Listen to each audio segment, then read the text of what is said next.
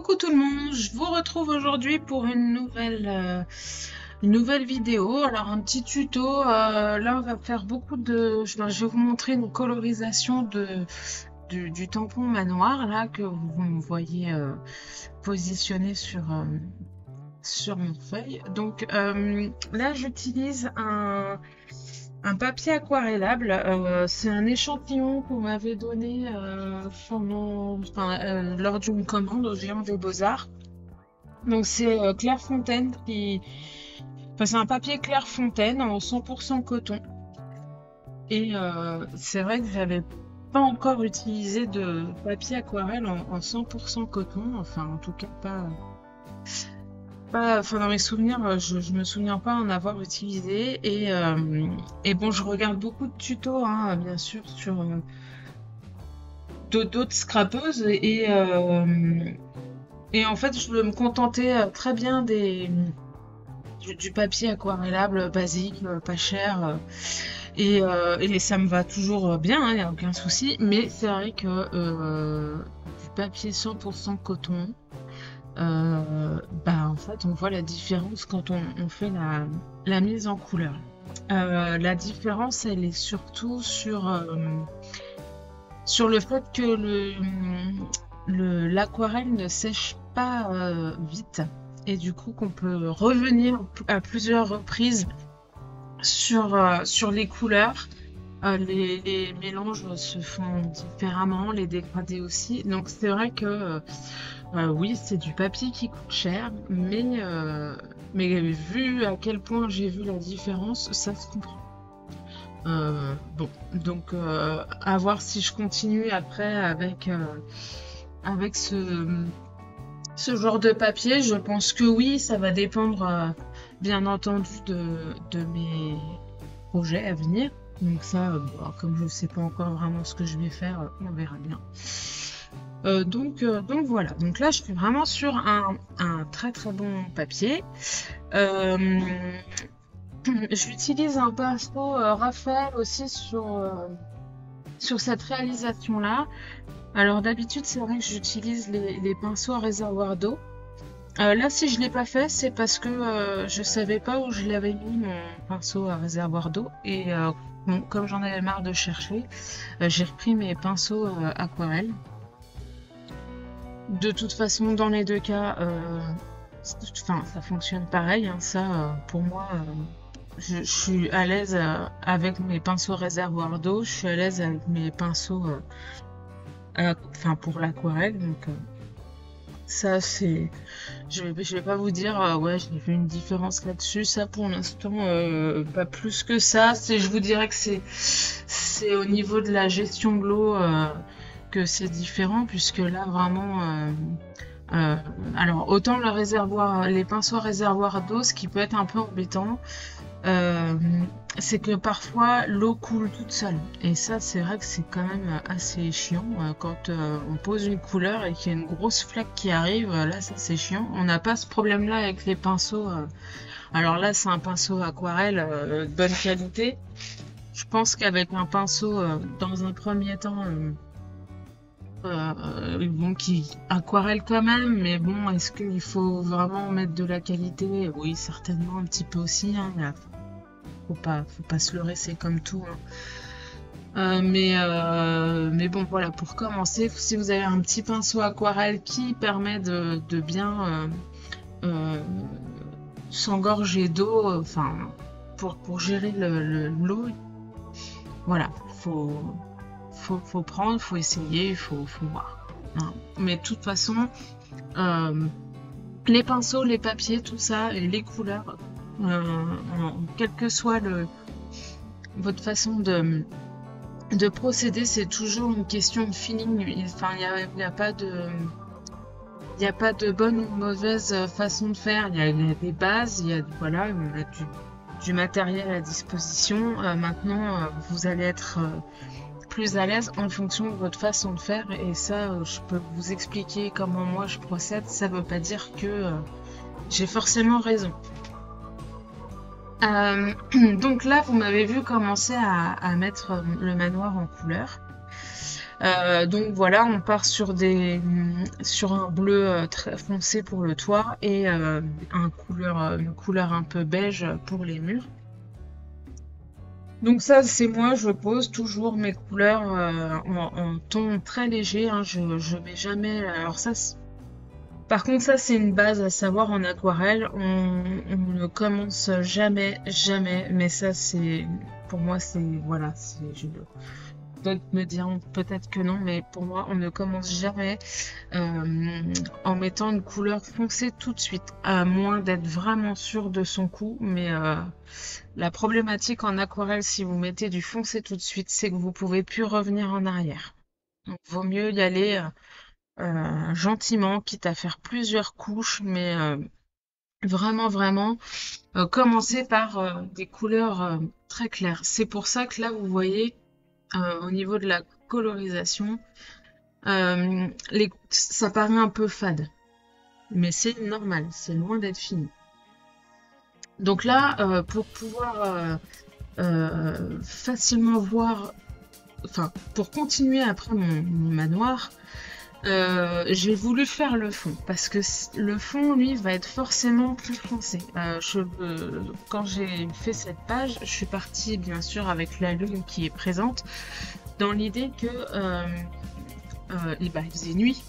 Donc comment mettre un manoir en valeur dans l'obscurité. Donc je me suis arrêtée. Voilà, j'ai posé mes couleurs sur le manoir. Je ne suis pas allée plus loin parce que je voulais voir comment j'allais procéder pour qu'il y ait vraiment le contraste entre la nuit qui va me servir de fond et le manoir.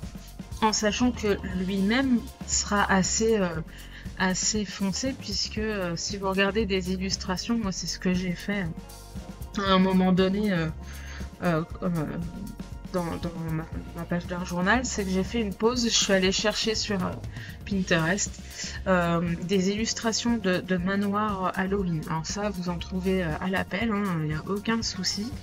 Mais faut surtout pas hésiter à aller s'inspirer d'illustrations pour pouvoir mettre en couleur des tamponnages. Et donc du coup faire sa propre illustration. Alors, là aussi j'utilise, donc il y a l'aquarelle bien sûr, et puis c'est toujours des techniques à base d'eau, mais j'ai voulu utiliser mes pigments, mes poudres à pigments. Donc là on a des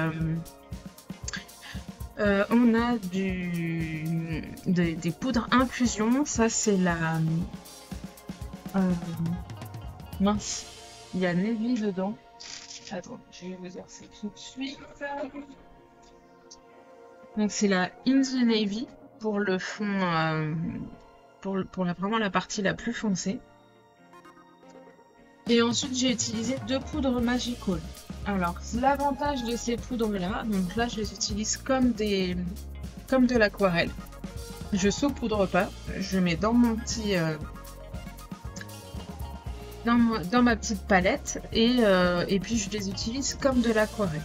Et ce que j'aimais bien aussi avec alors notamment les Magical plus que les poudres à infusion, oui c'est ça, c'est que les Magical que j'ai utilisés, donc on a, alors c'est la Parrot Fish Purple pour la violette, donc ça elle était sortie l'année dernière justement au moment d'Halloween. Et j'ai utilisé la Shabby Turbine Teal. Donc c'est l'espèce de vert turquoise très clair là.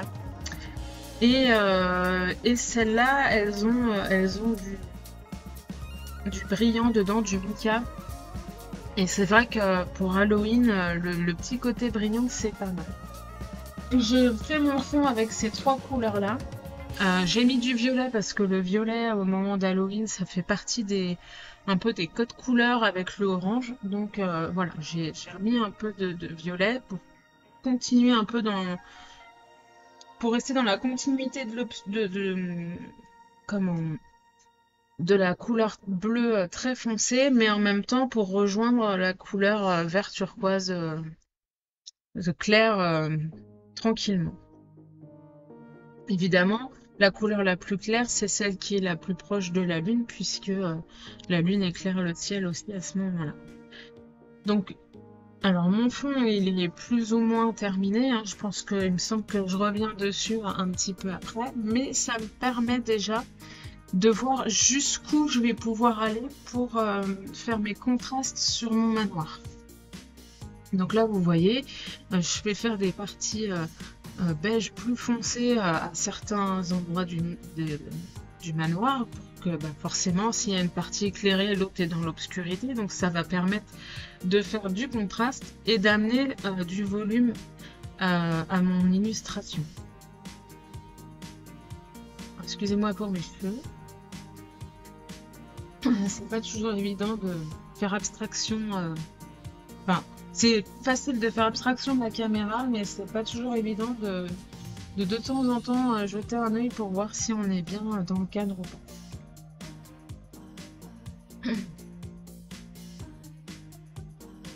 Alors là, je refais de temps en temps un point sur mes nuanciers de niveau des poudres. J'ai voulu regarder pour voir si j'avais un beige qui pourrait passer pour faire la partie la plus foncée de mon manoir. Et donc là, j'utilise... Alors, je sais plus exactement mes mélanges que j'ai fait. Je sais qu'il y a du vert dans ce que j'ai mis. Finalement, alors là, vous voyez un peu beige. Moi, sur mon illustration, je l'ai sous les yeux. On est vraiment dans un gris chaud pour les murs. Donc voilà, l'idée c'est vraiment quand vous faites ce genre de choses de vraiment savoir où vous allez avoir la lumière, où vous allez avoir les points d'ombre pour ensuite vraiment donner ce volume, cet effet de 3D sur l'image. Donc ça prend un petit peu de temps. Même si l'aquarelle c'est facile.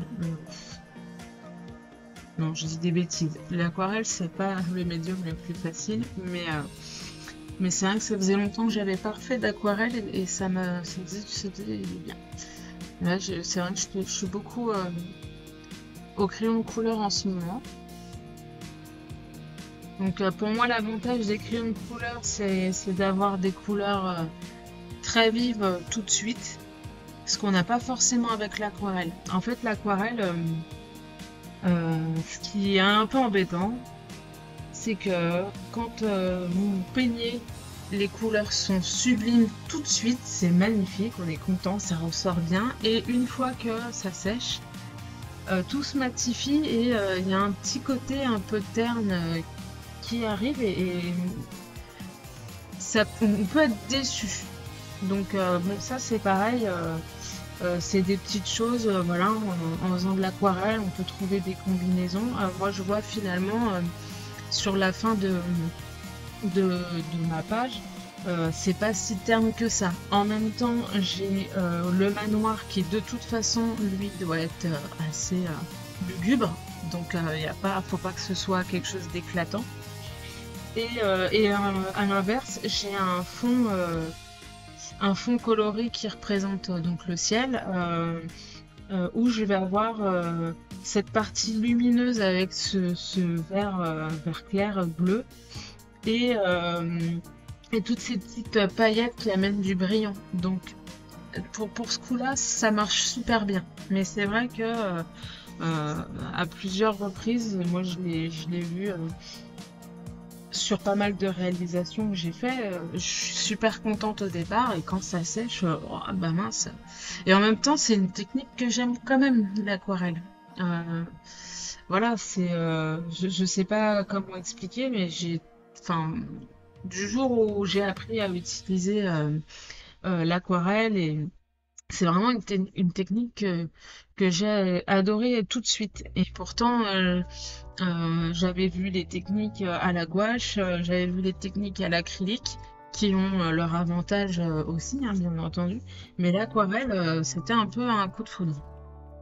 Et puis là, les crayons de couleur, que j'utilise beaucoup aussi en ce moment. J'aime beaucoup parce que ça me permet, enfin j'ai l'impression d'être quand même plus rapide qu'à l'aquarelle, même s'il y a euh, ce côté de mise en couleur en faisant plusieurs couches, en faisant plusieurs passages, on a un résultat qui est quand même immédiat, vraiment tout de suite, tout de suite. L'aquarelle, faut attendre que ça sèche. Mais ce qui est bien avec l'aquarelle et le crayon de couleur, c'est que les deux peuvent tout à fait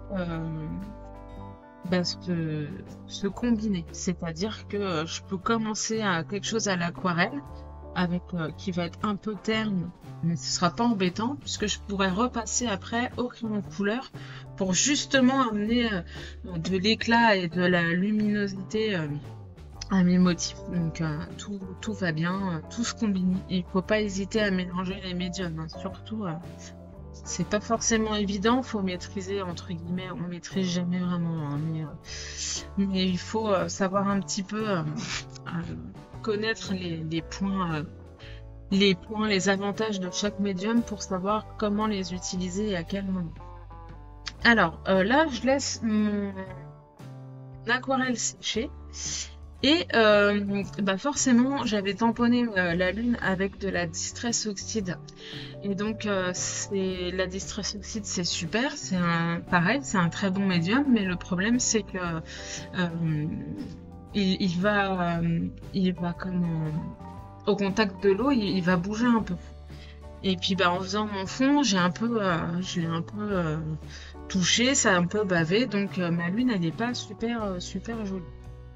Donc c'est pas grave, il n'y a jamais rien de grave, on peut toujours tout rattraper. Je refais ma lune, donc je la tamponne 2 fois. Je fais un petit bidouillage avec mon aquarelle, un petit fond sur lequel je vais tamponner la lune. Et je l'ai fait aussi à côté, sur un morceau tout blanc pour voir ce que ça donne. Et j'ai utilisé la Distress Oxide. Alors c'est une qui est sortie il n'y a pas très longtemps, c'est la Lost Shadow. Donc il y a un gris très très clair, mais qui va très très bien du coup pour faire le tamponnage de la lune. Et finalement je vais choisir le tamponnage que je suis en train de découper parce que il se marie très bien avec mon fond. Et en plus, ce qui est bien, c'est que la Distress Oxide a réagi avec les couleurs de mon petit fond coloré là, que j'ai bidouillé. C'est-à-dire que le gris, il est plus très gris, il a les nuances de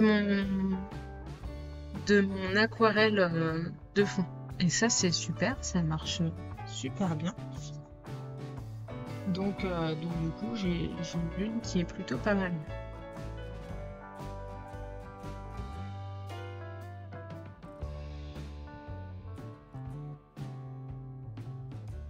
Donc là, on revient sur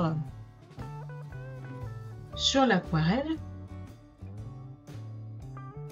Et donc, je réintensifie encore. Alors, vous voyez, là, je refais encore une nouvelle couche pour vraiment, vraiment marquer l'ombre et la lumière. Et ça, c'est aussi en me basant sur l'illustration que je m'étais mise sous les yeux. Alors, plusieurs, puisque... sur Pinterest, je m'étais arrangée pour avoir plusieurs types de manoirs différents pour pouvoir m'inspirer et vraiment voir ce qui m'intéressait par rapport à chaque illustration. Alors, là on est sur l'espèce de tour, donc qui est forcément bombée. Et pour marquer l'ombre, ça va être un peu dans le même esprit que quand vous faites une mise en couleur d'une sphère, d'une boule. Et on est un peu dans le même esprit. Autant la tour, quand elle est carrée, vous prenez la ligne qui sépare un côté d'un autre. Il y a un côté qui va être très foncé, qui va être foncé, l'autre un peu moins. Mais par contre, sur quelque chose de rond, forcément, là, c'est plus la même. On n'a pas une cassure comme la partie haute du manoir, là, qui est juste au-dessus de cette fameuse tour ronde. Donc là, on est obligé de partir d'un côté très foncé et petit à petit on fait un dégradé pour arriver à quelque chose de clair. Donc ça c'est, voilà, si vous savez faire un effet de volume sur une boule, ben, vous saurez faire un effet de volume sur ce genre de, de dessin.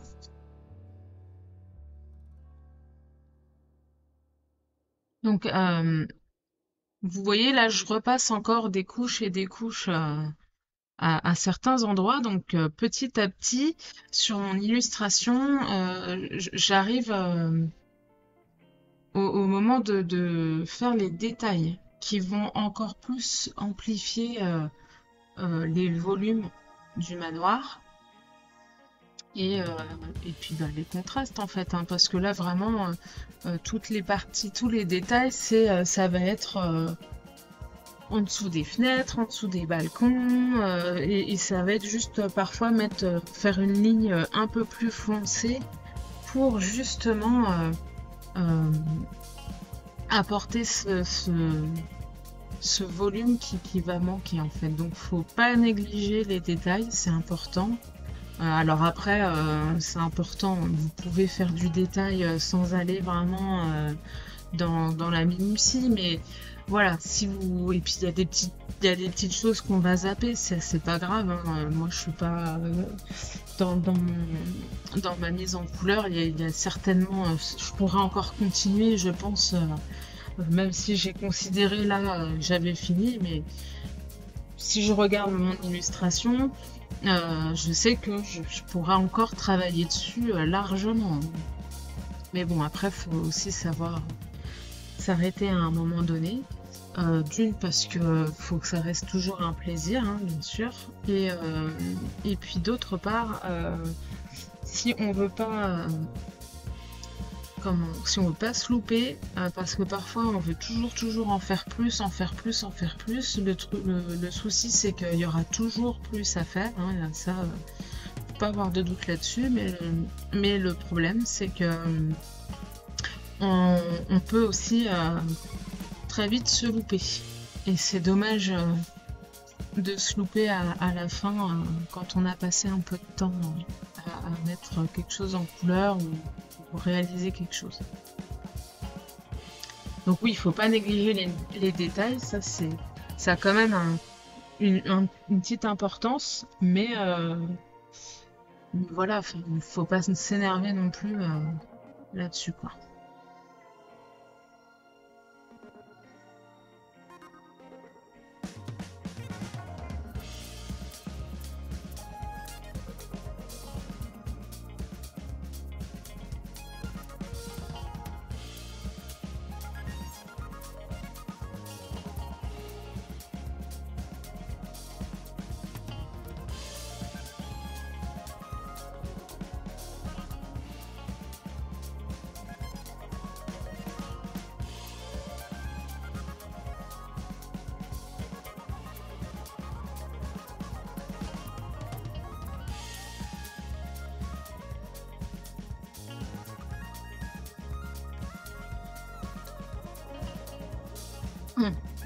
Alors, il y a autre chose aussi en aquarelle, c'est que quand vous passez d'une zone à l'autre, pour celles qui maîtrisent pas l'aquarelle, hein, j'entends, quand vous venez de faire une zone, faites une autre zone qui est presque à l'opposé, enfin à l'opposé, qui touche pas en tout cas. Faut pas que ça se touche trop, sauf si c'est pas dérangeant, s'il y a un petit dégradé ou pas aux caisses, mais quand vous faites de l'aquarelle, si vous faites une zone et que vous faites la zone juste à côté sans avoir attendu que ça sèche, la problématique ça va être que l'aquarelle va se mélanger, va vous faire des fusions et du coup, par contre là ça va être dommage, ça va vous louper votre mise en couleur. Alors, si c'est pas trop pigmenté, il y a toujours moyen de rattraper le coup. Vous mettez un petit peu d'eau dans la zone que vous voulez refaire et puis vous laissez un petit peu agir et après avec un chiffon, un essuie-tout, vous posez dessus et normalement ça va retirer les pigments Euh, alors peut-être pas tous les pigments, mais en tout cas ça peut éclaircir pas mal votre partie que vous voulez refaire. Et à la limite, voilà, si vous avez besoin de remettre une autre couleur, ça va être possible. Si ça a bien éclairci, si on est presque sur le blanc du papier.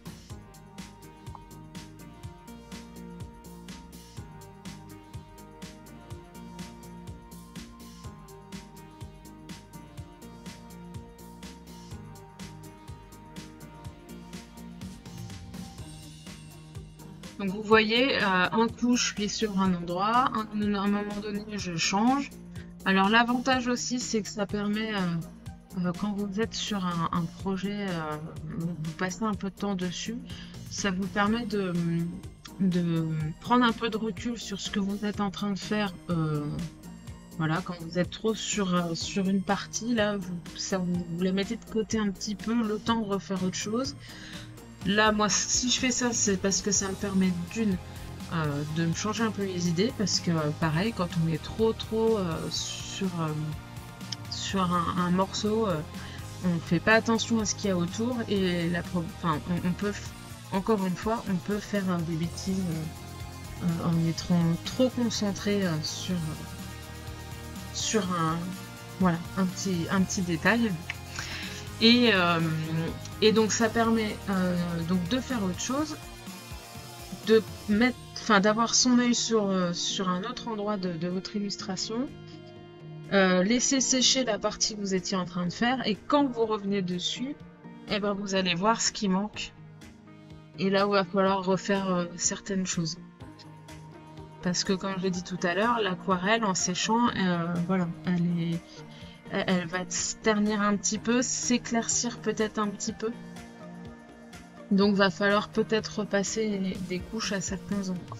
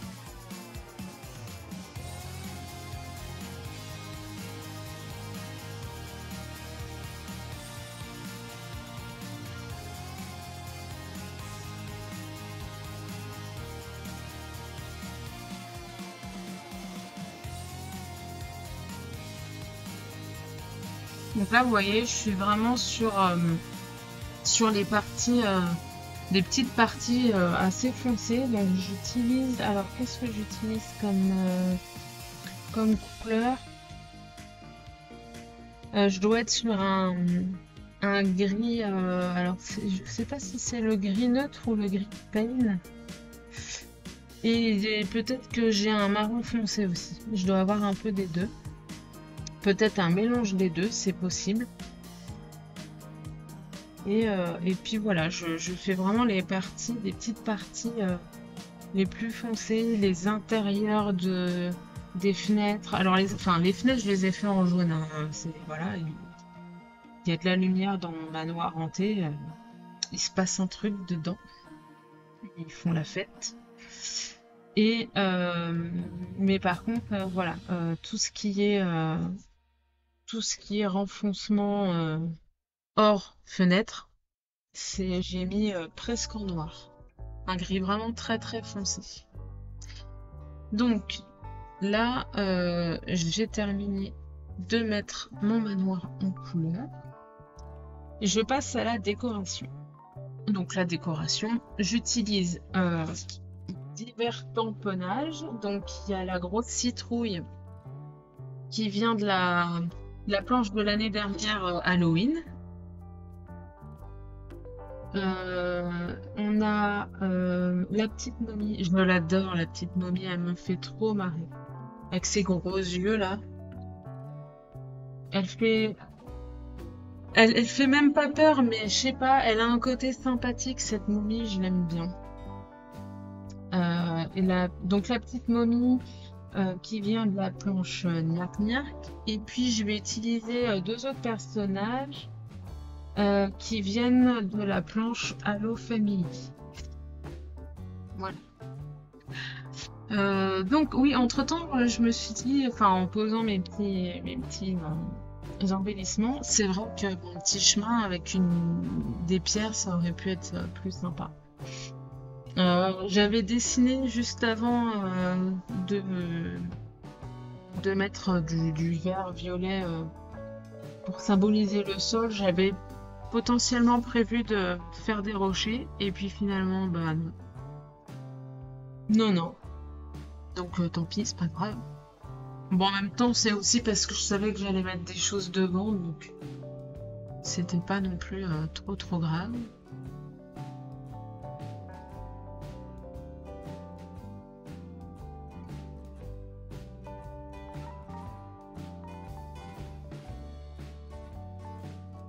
Quand je vous disais qu'on a toujours tendance à revenir sur des choses parce que c'est jamais vraiment fini, bah voilà. J'étais partie pour mettre les embellissements et puis finalement, bah voilà, vous voyez, je leur fais des petites retouches.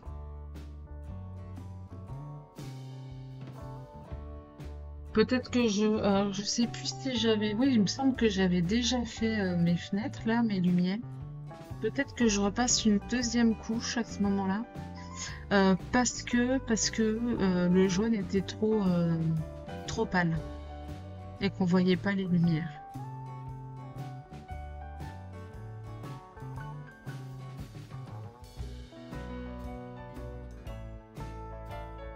Alors ça c'est pareil, quand je fais des projets, je sais à peu près ce que je veux faire, hein, ça y a pas de doute. Sauf que bah, je prends des décisions de dernière minute. J'avais pas prévu de coller ça dans un calepin hein, à la base, mais, euh, mais bon bah du coup c'est vrai que j'ai quand même deux trois. Alors c'est des albums photos hein, normalement ça, mais comme j'en fais rien. Euh, et puis c'est là depuis très très longtemps. Et qu'il y a beaucoup de réalisations que j'ai faites, mais qui sont réalisations libres. C'est-à-dire que si j'ai envie de revoir ce que j'ai fait, c'est dans une boîte. Dans une boîte. Voilà. Donc ça peut s'abîmer. Alors je me suis dit, bah, voilà, j'ai un joli calepin avec des papiers noirs qui traînent. Je vais l'utiliser pour mettre mes pages d'heure journal, notamment. Ça pourrait être pas trop mal. Et par contre, je pense que je ferai pas les pages recto verso pour la simple et bonne raison que si j'utilise certains médiums, ce serait dommage que il y ait un transfert sur les réalisations qui sont en face. Vous voyez, enfin, elles vont se retrouver face à face là, se faire des bisous les deux réalisations et puis il va y avoir des misères. Donc du coup, je pense que je vais les laisser, voilà, pas côte à côte, ça sera mieux. Alors, donc oui, donc je reviens au choix de mes embellissements. Alors, je réutilise le titre, le die cut de la matrice de découpe Halloween de l'année dernière, que j'aime beaucoup. La petite momie, bah, je la prends, hein, la petite momie, je l'adore. On a un petit couple d'amoureux sur la planche Halo Family. Je les ai séparés. Et j'ai utilisé que la petite bonne femme. Voilà. Elle est toute seule. Donc, alors, mes petits personnages, comme je le dis souvent dans pratiquement pas mal de mes vidéos, je fais beaucoup de mise en couleur des tamponnages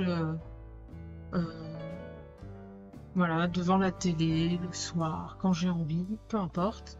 Et une fois que j'ai fait ça, je les mets dans ma petite boîte ronde que vous voyez à côté. Et puis, comme ça, au besoin, j'utilise mes petits embellissements quand j'ai envie. Donc, forcément, quand je les colorie, je sais pas comment je vais les utiliser. Donc, les couleurs que je choisis, c'est vraiment comme j'ai envie. Il n'y a pas, j'ai pas de, tiens, je vais mettre en couleur lui comme ça parce que je vais faire une page avec un fond vert. Non, rien du tout, hein. Moi, je fais comme j'ai envie et puis c'est au moment où je fais ma réalisation que j'avise si ça va aller ou pas. Comme si j'avais un die cut qu'on découpe, vous savez. Donc voilà. Alors, bien sûr, il y a le petit minot de la collection, le petit minot enragé là. Parce que là, c'est. Faut que je. S'il y a un chat dans les tamponnages, faut que je le mette, hein. Faut pas chercher. Il est possible que j'arrive à le mettre sur un truc, une réalisation de Noël, hein, celui-là. Il peut être pas content du cadeau que le Père Noël lui a apporté, quoi. C'est. Je verrai. Bref. Donc, j'ai mes petits personnages, ma grosse citrouille de la planche de l'année dernière, et j'utilise un die cut sur le thème de lueur obscure. Et donc j'ai utilisé, alors c'est pas celui-là, j'ai utilisé la lueur mystérieuse du manoir hanté. Forcément ça allait très très bien avec cette page-là. Et là, qu'est-ce que je fais là? Ah oui, je colle le petit squelette. Alors lui, c'est pareil, c'était en dernière minute, il n'était pas prévu, mais comme il traîne dans ma petite boîte, je me suis dit, bah, pourquoi pas le mettre lui aussi. Donc là, il est coupé dans du papier noir, donc il est assez discret dans ma page. Alors là, je vous montre un petit peu, j'essaye de bouger pour que vous puissiez voir un peu le côté brillant du fond, mais ça se voit pas. Donc voilà, ma petite page terminée avec ma petite colorisation. J'espère que ça vous a plu. N'hésitez pas à mettre un petit pouce en l'air, à vous abonner si c'est pas déjà fait. Et on se retrouve pour une dernière réalisation d'Halloween bientôt. Bye bye!